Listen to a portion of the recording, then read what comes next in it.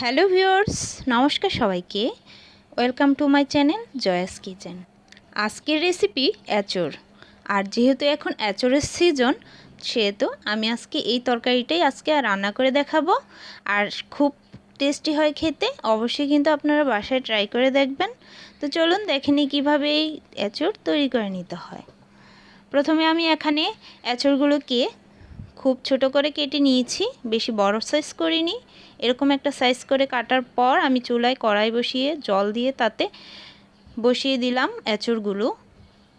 আর এখানে আমি সামান্য একটু হলুদ আর লবণ দিয়ে মিক্স করে এগুলোকে সিদ্ধ করে নেব।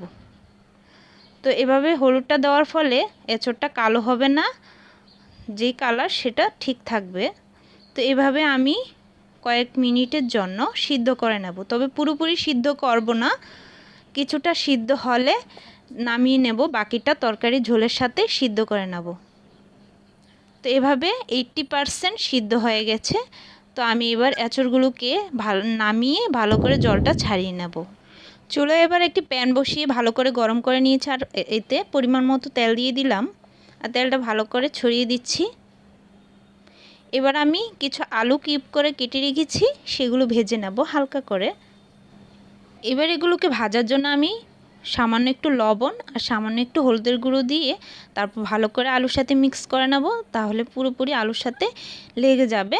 আর এগুলো এবার আমি হালকা করে ভেজে নিচ্ছি। ভেজে এবার ভালো করে তেলটা ছাড়িয়ে তুলে নিচ্ছি। তো এভাবে পুরো আলুটা তুলে নেওয়ার পর আবার আমি একটা কড়াই গরম করে তাতে পরিমাণ মতো তেল দিয়ে দিচ্ছি। তো তেলটা গরম হলে আমি এর মধ্যে কিছু ফোড়ন দিয়ে দিচ্ছি। দারচিনি, দুটোর মতো দারচিনি দিয়েছি ভেঙে, আর এলাচ দিয়েছি একটু ফাটিয়ে দিয়েছি, তাহলে গ্রানটা আসবে। আর দিয়েছি তেজপাতা। তো এবার সবগুলো আমি একটু নেড়েচেড়ে যতক্ষণ পর্যন্ত একটু ফ্লেভার আসছে নাকে, ততক্ষণ পর্যন্ত এভাবে ভেজে নেওয়ার পর আমি এখানে পেঁয়াজ কুচি দিয়ে দিলাম। 5টার মতো পেঁয়াজ কুচি করে নিয়েছি, সেটা আপনাদের চাহিদা অনুযায়ী দিয়ে দেবেন। তো এখানে যেরকম পেঁয়াজ খেতে পছন্দ করেন সেরকমই কিন্তু পেঁয়াজটা দিয়ে দিবেন। আর এখানে আমি কিছু মশলা অ্যাড করে দেব। দিয়ে দিচ্ছি জিরে বাটা, আদা আর রসুন বাটা হাফ কাপ, আর পেঁয়াজ বাটা হাফ কাপ, আর দিয়ে দিচ্ছি টমেটোর পিউরি। টমেটোকে ভালো করে পেস্ট করে নিয়েছি। এবার সবগুলো উপকরণ আমি ভালো করে চামচের সাহায্যে নেড়ে নিচ্ছি। এখানে দিয়ে দিচ্ছি 1.5 চামচের মতো হলুদের গুঁড়ো, দিয়ে দিচ্ছি 4টা কাঁচামরিচ ফালি করে কেটে নিয়েছি, আর দিয়ে দিচ্ছি 2 চামচ মরিচের গুঁড়ো, লাল মরিচের গুঁড়ো, দিয়ে দিচ্ছি চিনি, স্বাদ মতো চিনি 2 চামচের মতো দিয়ে দিচ্ছি। তাহলে এঁচড়টা একটু পানসে লাগে, তখন এই চিনিটা দিলে একটু স্বাদটা ব্যালেন্স ঠিক থাকে।